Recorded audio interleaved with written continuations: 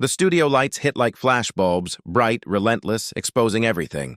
Laughter still echoes from the last joke, but it's thinning now, nervous, unsure. Robert De Niro's hands rest on the edge of the desk. His jaw is tight, his stare fixed, not angry, just done. Across from him, Bill Maher's smirk falters for the first time that night. The air thickens. A murmur ripples through the audience, half amusement, half disbelief. The sound of a chair scraping against the floor slices through the noise. De Niro stands, slow and deliberate, every movement measured. He doesn't raise his voice. He doesn't need to. His silence is louder than anything Maher has said all evening. Maher leans forward, trying to laugh it off. "Hey, come on, Bobby. We're just talking here. Just a conversation." The words hang limp, drowned by the tension he himself created. De Niro looks at him, not with rage, but with the kind of disappointment that cuts deeper than any insult. A mic drops to the floor with a hollow thud. Somewhere in the crowd, a woman gasps. For a heartbeat, the world stops. The red light above the camera burns steady, recording everything. No edits, no cuts, no escape. Viewers at home lean closer to their screens, sensing something real in a space built on rehearsed laughter and scripted edge. And then, the narrator's voice breaks through the stillness. What could make one of Hollywood's most composed legends walk out, live, unedited, before millions? What line was crossed so deep that even calm turned to confrontation? The audience doesn't know yet that this moment will become more than a meme, more than a headline. It will become a mirror. But what Maher said next, just before the cameras cut, would send shockwaves across America. Hours earlier, the studio buzzed with the usual Friday night energy. Producers hurried between cameras, audience members clutched cue cards marked applause, and Bill Maher rehearsed one-liners under his breath. It was supposed to be another effortless night of smirks, sharp questions, and laughter stitched between discomfort. The segment was titled Truth and Hypocrisy in Politics. Simple, safe. But the irony was about to right itself. Robert De Niro arrived quietly. No entourage, no fanfare, just a man with decades of art, activism, and moral conviction carved into his face. He wasn't there to argue. He was there to talk about honesty, something Maher liked to joke about, but rarely practiced without a punchline. As the cameras rolled, the energy shifted. Maher opened strong, blending politics with mockery, treating every belief like a setup for laughter. "Everyone's a hypocrite," he said with a grin. "That's what makes America fun," the crowd chuckled. De Niro didn't. His eyes didn't narrow. They steadied. Then he spoke, low, clear, cutting through the noise. "Maybe it's not about being perfect. Maybe it's about trying to do what's right. Even when it's hard." The audience laughed again, unsure whether to treat it as a joke or a truth too heavy for late-night TV. Maher smirked, sensing an opportunity to poke. "So you're saying you're the moral compass now?" The words hung in the air like static. De Niro didn't answer right away. He let the silence stretch. And that silence, uncomfortable, unscripted, turned the laughter into unease. This wasn't banter anymore. It was belief colliding with cynicism, two Americas staring each other down, one that laughs at everything and one that still believes in something. The audience laughed. Until the laughter stopped. No one in that studio expected the next 10 minutes to redefine De Niro's legacy. Bill Maher had built a career on control. Every line, every jab, every smirk, it was all part of a rhythm he'd perfected over decades. To his audience, he was fearless, a truth-teller unafraid of offending anyone. But behind that bravado was something colder, the belief that mockery was power, that the loudest voice always won. He thrived on confrontation, not conversation. Guests came armed with ideas. He came armed with punchlines. When they faltered, he filled the gaps with laughter, the studio audience trained to applaud his clever cruelty. It wasn't dialogue, it was domination disguised as wit. Clips from past shows told the story clearly. A scientist once tried to speak about climate change. Maher cut her off mid-sentence with a smirk. "Relax, you'll still have time to recycle after the apocalypse." The audience roared. Another guest, a young activist, mentioned poverty. Maher laughed. Maybe get richer friends? Again, applause. Every time someone brought sincerity, he turned it into spectacle. Online, the reactions were split. Headlines praised his fearless commentary. Fans called him the only honest voice left on TV. But just beneath those posts were replies that stung. Cruelty isn't courage. He doesn't debate.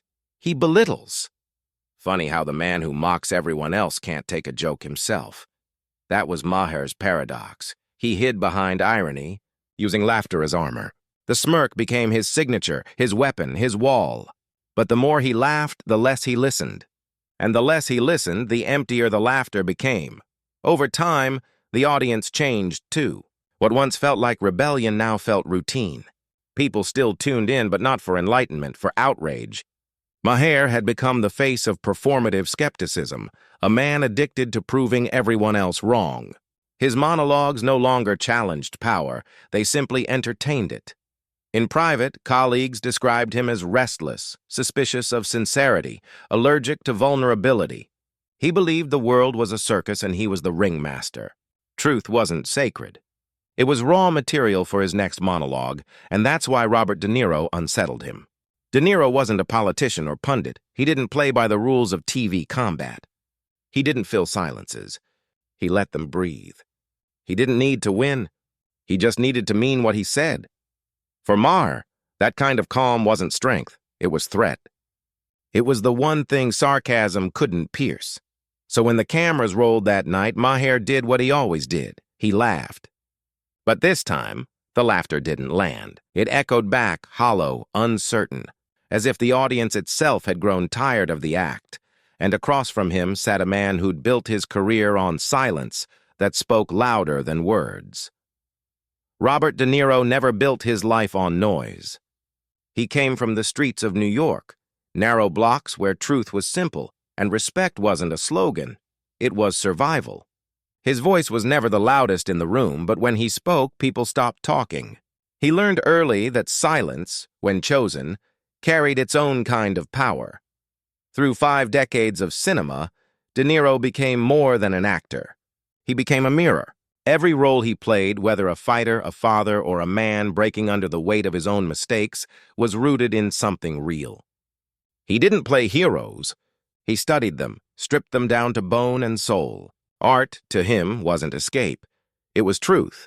And off-screen, he carried that same philosophy.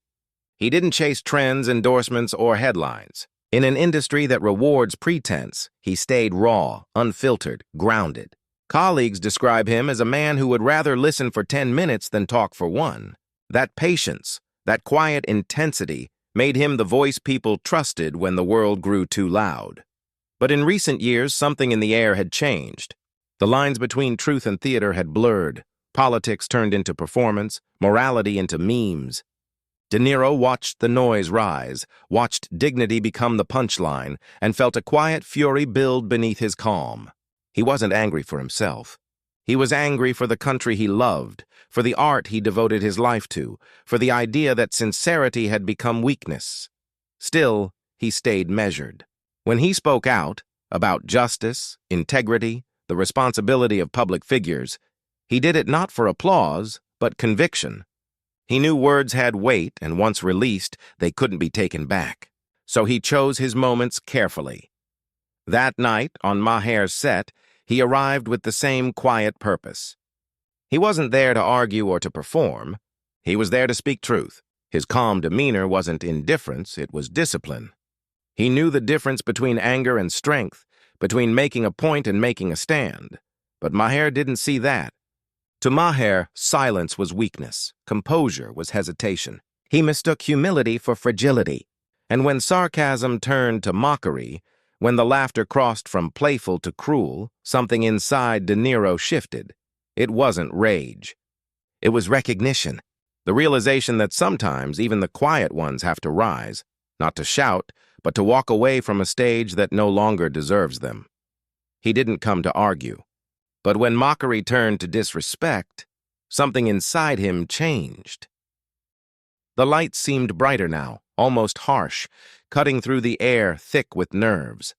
Maher leaned forward, elbows on the desk, wearing that trademark grin, the one that said he was about to turn reason into ridicule. "Come on, Bobby," he started, his tone syruped in sarcasm. "You can't really believe that the moral compass still exists in Hollywood, not when half your colleagues sell outrage for box office numbers." A ripple of laughter moved through the crowd, hesitant but obedient. De Niro didn't flinch. He adjusted his jacket, glanced briefly at the audience, then back to Maher. "Maybe it's not about who's perfect," he said quietly. "Maybe it's about who still tries." Maher smirked, sensing an opening. "Tries? You sound like you're running for office, not making movies." Another round of laughter. Thinner this time, like even the audience felt uneasy about where this was headed. De Niro's expression didn't change. "There's nothing wrong with trying," he said, slower now, more deliberate. "It's when people stop trying that the country starts falling apart." Maher leaned back, rolling his eyes for the camera. "Oh, please, spare me the inspirational poster quotes. This is politics, not poetry." The audience laughed again, but the laughter cracked. It carried no warmth, only tension. Some clapped, others stayed silent. Even through the lens, viewers could feel the shift. What started as banter now pulsed with something heavier. De Niro folded his hands, his calm unmoved. The more Maher talked, the smaller his power felt. The rhythm that usually belonged to the host now belonged to the silence between De Niro's words. Maher tried one last jab, voice rising to reclaim control, to get a laugh that would reset the tone. And then, the joke that crossed the line. For a split second, the whole room froze. Even Maher seemed unsure whether to double down or deflect. The joke hung in the air like smoke, ugly, tasteless, unfunny. It wasn't clever, just cruel. The audience didn't know whether to laugh or gasp. De Niro didn't move at first. He just stared at Maher, his expression unreadable. The silence stretched longer than television ever allows. Somewhere in that quiet, a heartbeat could almost be heard, slow, steady, deliberate. Then De Niro leaned in, his voice low but unmistakably clear. "You know, Bill," he began, "people like you think disrespect is the same as honesty. But it's not. It's cowardice dressed as comedy." The audience shifted. The laughter stopped completely. Maher blinked, the grin faltering just enough to betray surprise. De Niro continued, never raising his tone. "You hide behind jokes because they make you untouchable. Because as long as everyone's laughing, you never have to answer for what you say. But this country, our people, they're tired of being laughed at. Tired of being told their pain is entertainment." A murmur rippled through the crowd. Maher opened his mouth to interrupt, but De Niro didn't give him the chance. "You say it's all about truth? Fine. Here's a truth. Making fun of everything isn't the same as being brave. It's the easiest way to never care about anything." The studio lights, bright as interrogation lamps, caught the glint in his eyes. Calm, controlled, unflinching. Maher tried to cut in with a shaky chuckle. "Oh, come on, Bobby, don't be so sensitive." De Niro stood. The chair scraped against the floor with a hollow sound that sliced through the stillness. He removed the clip-on mic from his jacket and set it gently on the desk. "Sensitive?" he said softly. "No, Bill. Just done." He didn't storm. He didn't slam. He simply straightened his cuffs, looked toward the audience, and gave a small nod, as if thanking them for witnessing a moment that no one planned, but everyone would remember. The audience, caught between shock and respect, didn't know whether to clap or stay silent. Some applauded hesitantly. Others just watched, eyes wide, realizing they had seen something rare, a man choosing principle over performance. Maher sat, speechless for once, his face caught somewhere between embarrassment and disbelief. De Niro turned and walked toward the edge of the stage. Each step echoed louder than any retort. The cameras kept rolling. No dramatic music, No cue for commercial break, just the image of dignity, leaving a stage that thrived on chaos.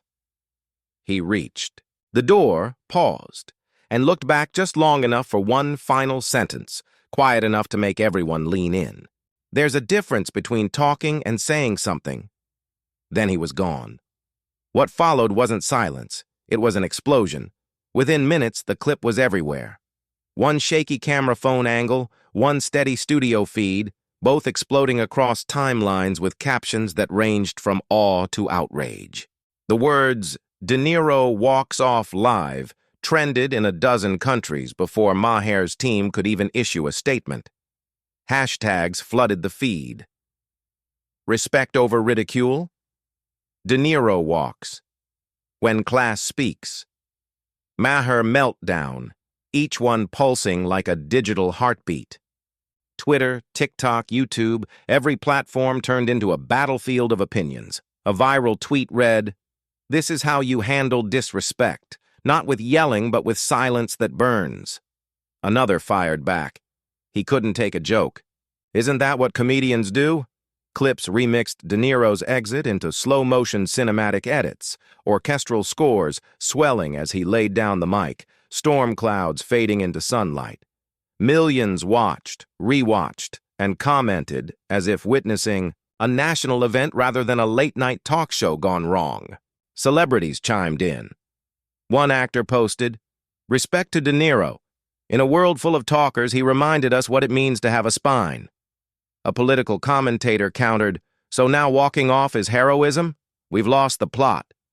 Cable news networks joined the frenzy. Morning panels dissected every frame, from the raised eyebrow to the final line before he left. Analysts debated whether it was a publicity stunt or a cultural stand.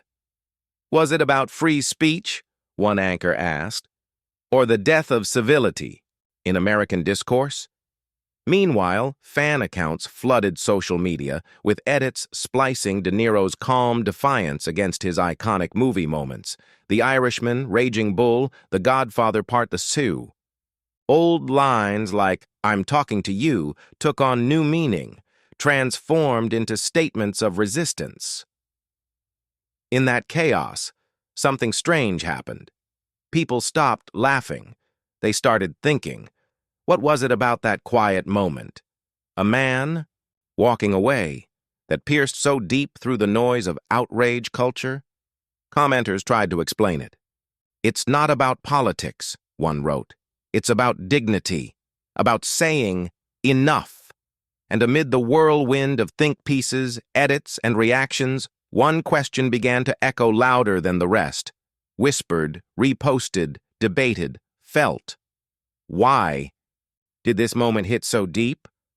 The story of that night quickly transcended the confines of a television studio. It wasn't simply De Niro versus Maher. It wasn't a celebrity clash or a late-night ratings stunt. What unfolded was a lesson in dignity, a quiet but unshakable stand against ego masquerading as wit. De Niro's walkout became symbolic, a single act carrying the weight of something far larger than himself. It was a rejection of performative outrage, a reminder that civility still matters, even when the world rewards mockery. The power wasn't in the applause or the headlines, it was in restraint, in the ability to step away rather than escalate, to embody principle rather than performance. This wasn't weakness. It was courage. It was proof that true influence doesn't roar. It resonates. The viewers at home, scrolling through endless clips of chaos and outrage, paused to consider what they had seen. A man had chosen meaning over spectacle, respect over ridicule. The silence that followed him out of the studio spoke louder than any argument, louder than any insult could have. And that silence carried a lesson. Sometimes walking away is louder than 1,000 comebacks. Sometimes refusing to participate in the cycle of ego and mockery says everything. It calls out hypocrisy without raising your voice. It preserves integrity without demanding recognition. It reminds us all that dignity is not performative. It is deliberate. In a culture addicted to conflict, De Niro offered an alternative. That restraint is strength. That quiet defiance can be revolutionary. That standing firm doesn't require shouting. He reminded a restless, polarized audience that civility still has value, that honesty still has weight, and that courage often comes in the form of measured, intentional action. And for millions watching, it wasn't Maher's smirk they remembered. It was De Niro's silence. Robert De Niro storms off Bill Maher Live, the debate that went too far. The headline screamed chaos, but the truth was far more powerful than any moment of outrage. This wasn't a meltdown. It wasn't impulsive theatrics. It was a message. A reminder that integrity can stand firm even when the world expects spectacle, that dignity doesn't require applause to be meaningful. In that brief, unforgettable walk, De Niro spoke to something larger than a late-night argument. He reminded us all that in a culture addicted to conflict, maybe the real rebellion is peace.